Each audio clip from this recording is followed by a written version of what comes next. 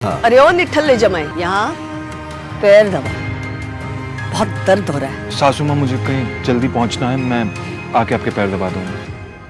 अरे ओ निठल्ले, आज तक चवन्नी तो कमाई नहीं तूने। मेरे बेटी के फेंके हुए टुकड़ों पे पल रहा है तू, और तुझे किसी को मिलने जाना है। तभी अभिनव की पत्नी अनन्या वहाँ आती है। क्या हो रहा है ये सब? हाँ, ये शोर शराबा क्या हो गया सवेरे सवेरे?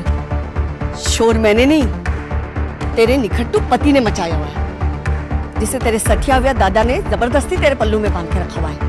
मेरा बस चले ना तो अभी के अभी इसे लात मार के घर से बाहर निकाल दूं। अभिनव, तुम्हें जहाँ जाना है चले जाना, प्लीज पहले मम्मी का काम करके जाओ। नहीं अनन्या, मैं अभी नहीं रुक सकता हूँ, मुझे अभी जाना होगा। I'm sorry। इतना कहकर अभिनव वहाँ से निकल जाता है और ये देखकर शर्मिला का गुस्सा सातवें आसमान को छू जाता है। आने दो इस हरामखोर को वापस। इसे आज जंगली कुत्तों के पिंजरे में नहीं छोड़ दिया ना, तो मेरा नाम भी शर्मिला नहीं। अब कैसे बचेगा अभिनव अपनी सास के गुस्से से? क्या अभिनव की आज शामत आने वाली है? क्या होगा आगे? थोड़ी देर बाद अभिनव मुंबई शहर की सबसे बड़ी 5 स्टार होटल सैफायर पर पहुंच गया था, लेकिन वहां भी उसका स्वागत कुछ ठीक नहीं होता।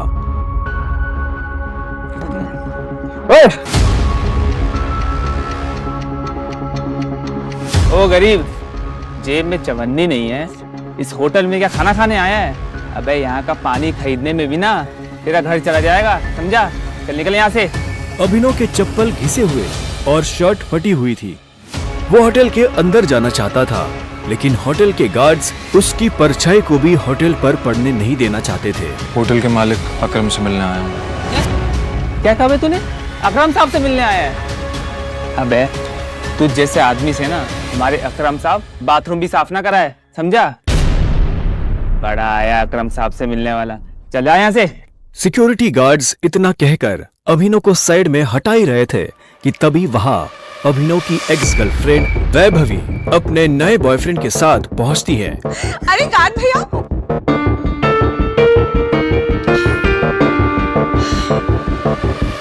इन गरीबों को ऐसे नहीं भगाते भैया, बेचारे ने कितने दिन से कुछ नहीं खाया होगा। वैसे भी होटल में खाना तो बचता ही है, जिसे हम फेंक देते हैं, वो इसे खिला देंगे। बेचारा बहुत दिनों से भूखा लग रहा है। अभी कुछ दिन पहले ही वैभवी अभिनव के साथ जीने मरने की कस्में खाया करती थी, और आज वो उसके ही सामने किसी भिखारी की तरह बर्ताव कर रही थी। मुझे तो विश्वास ही नहीं होता देव कि ये निठल्ला तुम्हारा बॉयफ्रेंड था। देवेन की इस बात को सुनकर अभिनव के गुस्से का ठिकाना नहीं था, लेकिन इससे पहले कि वो कुछ कहता, वहाँ एक आलीशान कार आकर रुकती है। अकरम सर आवे। उस कार के रुकते ही गेट पर खड़े सभी गार्ड्स उस गाड़ी की तरफ दौड़ते हैं। तभी उस कार से उस होटल के मालिक अकरम निकलते हैं। कार के नीचे उतरती ही अकरम की नजर उस भीड़ पर पड़ती है जिसने अभिनव को घेर रखा था। उस भीड़ को देखकर अकरम अपने गार्ड से पूछता है, होटल की लॉबी में इतनी भीड़ क्यों है? पता नहीं सर, कोई भिखारी है, बोल रहा है कि उसे आपने बुलाया। मैंने तुम्हें कितनी बार कहा है कि मुझे मेरे होटल में ऐसे लोग नहीं चाहिए। उठाकर फेंको उसे बाहर।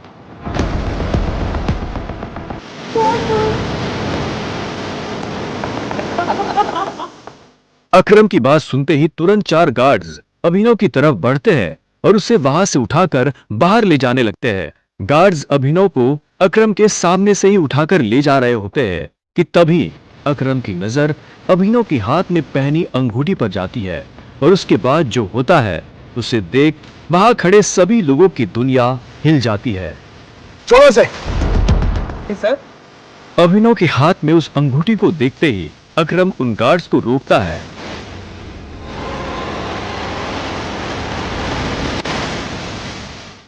टाइगर। और उधर करोड़पति अकरम अभिनव के पैरों में गिर जाता है।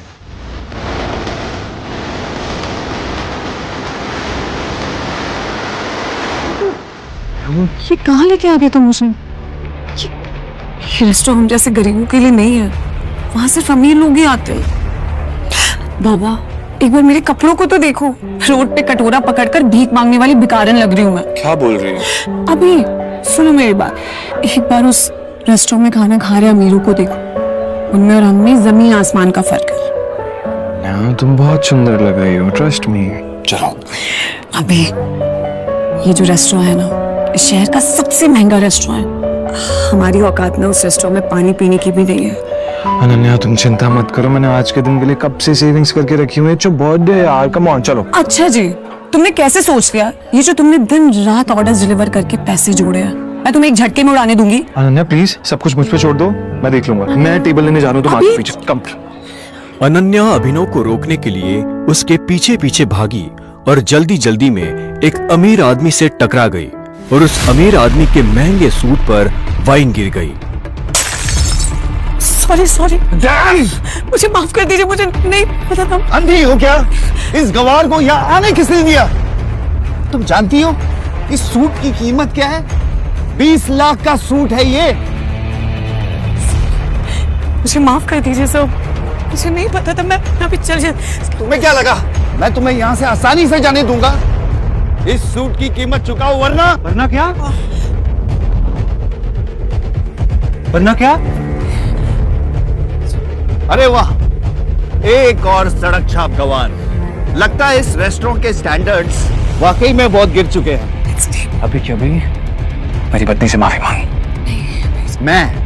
मैं माफी मांगू? तुम जानते भी हो मैं हूँ कौन? माफी मांगते हो, चलते नहीं यहाँ से।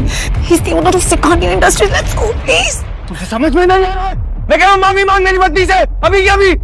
वरना कहीं ऐसा ना हो तू इस दिन के लिए पूरी जिंदगी बचता है। अभिनव की बात सुनकर वो अमीर आदमी गुस्से से तिलमिला उठा। पूरा रेस्टोरेंट उसे देख रहा था। मैं इस शहर का सबसे बड़ा हीरा व्यापारी हूँ। अमीर से अमीर लोग, मंत्री, संतरी सब मेरे पॉकेट में रहते हैं। मैं चाहूँ ना चुटकी में तुम्हारा नामो निशान मिटा सकता हूँ। पर अगर मैंने चुटकी बजाते ही तेरे पूरे बिजनेस का नामो निशान गायब कर दिया तो? जब तक वो आदमी अभिनव की बात समझ पाता, अभिनव ने अपना फोन निकाला और किसी को एक मैसेज भेजा। अगले ही पल उस अमीर आदमी को एक कॉल आया और उसके पैरों तले जमीन खिसक गई। व्हाट? ये सब कैसे हो सकता है पापा?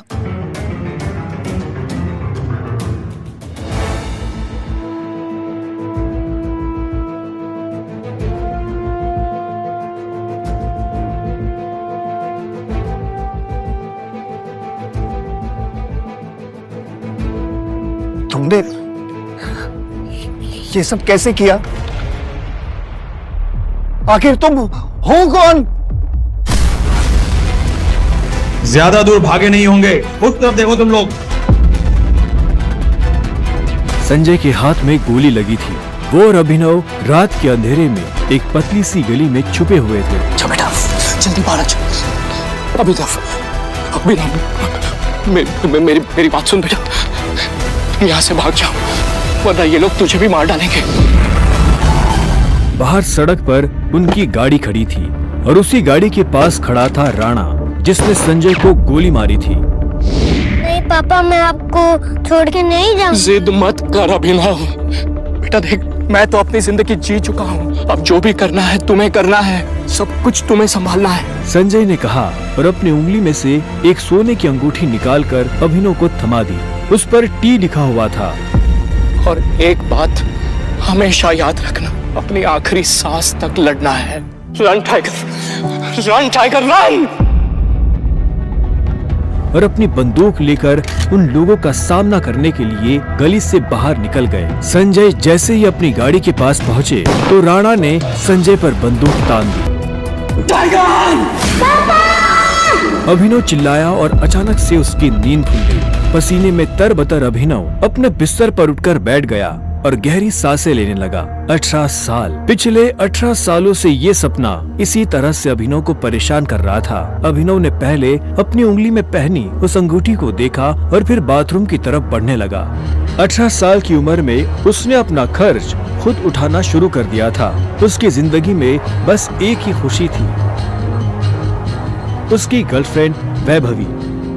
जब भी वो वैभवी को देखता तो अपने सारे दुख भूल जाता था और आज तो वैभवी का जन्मदिन था, इसलिए अभिनव जल्द से जल्द उससे मिलना चाहता था। अंकल ये केक कितने का है? 600 का। और ये पेस्ट्री? वो 60 गए, एक दे दीजिए। Thank you. Thank you. कुछ देर के बाद जब वो वैभवी के घर के बाहर पहुंचा तो उसने देखा वहाँ काफी रंगीन लाइट्स जल रही थी और वहाँ से तेज म्यूजिक की आवाज आ रही थी। वैभवी, ये सब क्या है? ये कौन है वैभवी? देख नहीं रही है, डिलीवरी बॉय है। पर हम तो केक मंगवा चुके थे ना, फिर तूने पेस्ट्री क्यों मंगवाई? ओह, याद आया, ये तो वही डिलीवरी बॉय है ना जिसको तू डेट कर रही थी। ओह कम ऑन यार वैभवी, तेरा स्टैंडर्ड इतना गिर जाएगा मुझे नहीं पता था। Babe, happy birthday babe. Abhinav Deven को अच्छी तरह से जानता था। वो एक बड़े बाप का लड़का था और हर वक्त वैभवी के आसपास मंडराता रहता था। देवेन को यहाँ देखते ही अभिनव का दिमाग खराब हो गया। उसके हाथ में एक बड़ा सा गिफ्ट था। उसके आगे अभिनव के हाथ में लटकी पेस्ट्री की थैली कुछ भी नहीं लग रही थी। मैं तुमसे ब्रेकअप कर रही हूँ। और नहीं तो क्या, बेचारी कब तक तुझ जैसे गरीब के साथ ऐसी आधी पेस्ट्री खाती रहेगी। मत क्यों सुनो? गरीब तो तुमने ठीक नहीं किया वैभवी। और अभिनव वहाँ से निकल गया। उसकी आंखों में आंसू थे और उसका दिल बुरी तरह टूट चुका था। हर घूंट के साथ उसकी आंखों के सामने वो दृश्य आ रहा था जिसमें देवेन वैभवी के गालों को चूम रहा था। उधर जब अभिनव सड़क पर बेहोश हो गया था तब इधर सनी सिंह अपनी गाड़ी में बैठा बेचैन हो रहा था। सनी सिंह की बहन अनन्या उसके गले का कांटा बन गई थी। सनी अपने दादा हरदेव पाल सिंह की नजर में आने के लिए और अनन्या को रास्ते से हटाने के लिए कुछ भी कर सकता था और आज वो अपनी गाड़ी में अपने आदमियों के साथ निकल पड़ा था अपनी बहन को सबक सिखाने के लिए।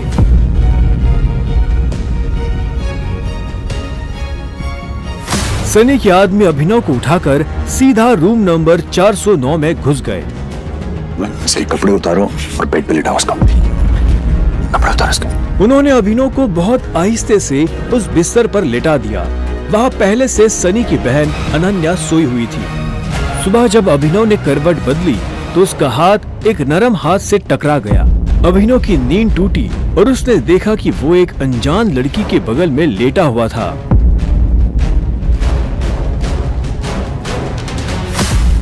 कौन हो तुम? तुम मेरे कमरे में क्या कर रहे हो? तुमने मेरे साथ क्या किया? वो भी इस हाल में? छी छी छी छी छी छी छी। शेम ऑन यू बहना। मुझे तो तुम्हारे पर हमेशा से डाउट था। कितनी बार मैंने दादाजी को समझाया, बोला, पर हर बार बोले मेरी अनन्या ऐसा नहीं कर सकती। लो, कर दिया तुम्हारी अनन्या ने ऐसा। अब पता है दादाजी को उनकी पोती की ये चल रही है इनका से लाइव टेलीकास्ट दिखाने के लिए मैंने उन्हें यहाँ बुला लिया। भाई मुझे नहीं पता, भरोसा करिए। क्या हुआ, कैसे हुआ? मैं जानती तक नहीं इस लड़के को, नहीं जानती भाई। मैं भी, हम दोनों के बीच में कुछ भी नहीं हुआ। नहीं। इससे पहले कि अभिनव सफाई देता, अनन्या और सनी के दादा हरदेव पाल सिंह कमरे में पहुंच चुके थे। उनके पहनावे से समझ आ रहा था कि वो बहुत अमीर आदमी थे। अनन्या को इस हाल में देख उनकी आंखें गुस्से में लाल हो गई थी। मुझे तुमसे ये उम्मीद नहीं थी। दादाजी, आप जैसा सोच रहे वैसा बिल्कुल नहीं है। अनन्या, तुम्हें अच्छे से नियम पता थे, फिर भी तुमने सारे नियम तोड़ दिए। नहीं दादाजी, नहीं। और तू? जब अभिनव की नजर हरदेव से मिली तो उसे लगा कि वो अपनी आंखों के सामने मौत देख रहा है। तूने मेरी पोती के साथ आज से हमारे परिवार के कानून के हिसाब से तू सिंह परिवार का दामाद है। क्या? हम दोनों के बीच में लेकिन कुछ हुआ ही नहीं है। दादाजी, कुछ नहीं हुआ है।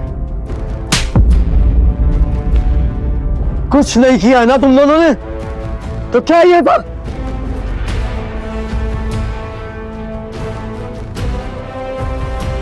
इससे पहले कि अभिनव कुछ समझे, हरदेव के आदमियों ने उसे मारना शुरू कर दिया था। अभिनव हरदेव की उम्र का लिहाज कर रहा था, इसलिए उसने अपने आप को रोक लिया था।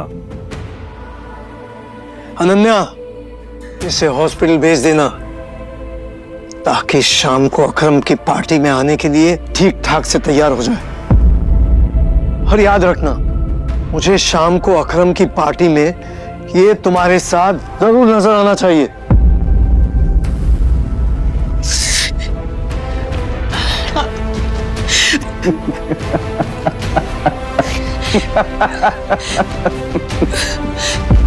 क्यों मेरी जिंदगी बर्बाद कर दी तुमने? क्यों? अभिनव के पास इस सवाल का कोई जवाब नहीं था। वहां जाकर अभिनव शाम को होने वाली पार्टी के लिए तैयार होने लगा। उससे हरदेव और उसके आदमियों का डर नहीं था। वो जानता था कि अनन्या पहले से ही काफी मुश्किल में थी और वो अपनी वजह से उसकी मुश्किलें और नहीं बढ़ाना चाहता था। अभिनव के पास ले देकर सिर्फ एक ब्लेजर था, वो भी उसके पापा का। वो जगह जगह से फटा और उधड़ा हुआ था, लेकिन जब अभिनव ने उसे पहना तो उसकी खूबसूरती ने ब्लेजर की सारी कमियां ढक दी। अभिनव का अंदाजा सही था, अनन्या का घर काफी बड़ा था। वो एक अमीर परिवार की लड़की थी। जितना अभिनव महीने का कमाता था, उतने की अनन्या ने सैंडल्स पहनी हुई थी। अनन्या की आंखों में दिख रहा था कि वो अभिनव से कितनी नफरत करती थी। अभिनव भी पार्टी में इतने बड़े लोगों के बीच जाने से घबरा रहा था। उसी घबराहट में उसने कब अपने पापा की अंगूठी को उंगली में गोल गोल घुमाना शुरू कर दिया, उसे पता ही नहीं चला।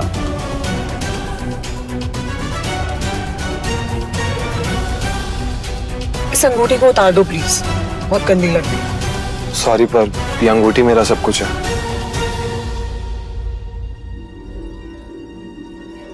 अकरम का घर किले जैसा था, जिसके चारों तरफ बाउंसर्स बंदूकें लिए खड़े थे।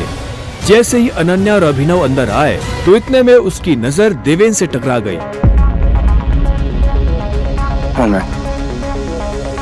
तू यहाँ क्या कर रहा है साले? अनन्या, पागल हो गई हो तुम? इस सड़क छाप में ऐसा क्या देख लिया किससे शादी कर ली? जुबान संभाल के बात कर, नहीं तो क्या कर लेगा तू? बोलना, क्या कर लेगा? देवेन भी तैश में आ गया। अभिनव उसके ऊपर हाथ उठाने ही वाला था कि इतने में उन दोनों का झगड़ा देख पार्टी का ऑर्गेनाइजर अकरम वहां पहुंच चुका था। क्या हो रहा है यहाँ?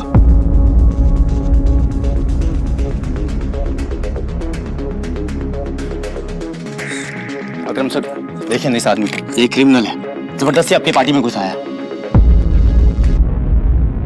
इधर आओ।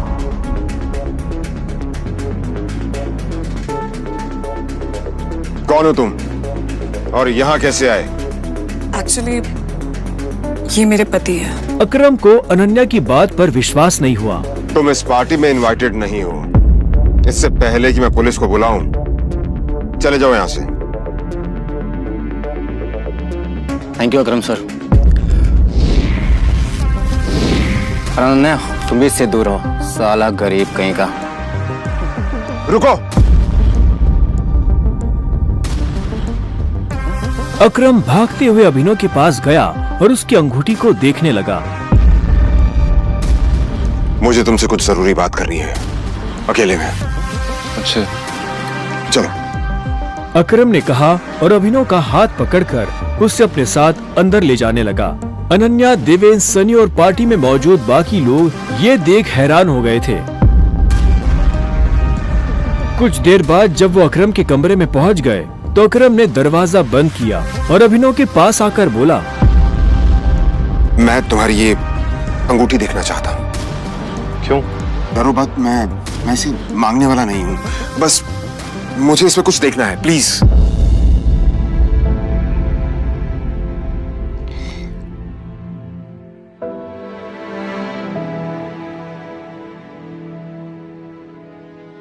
टाइगर?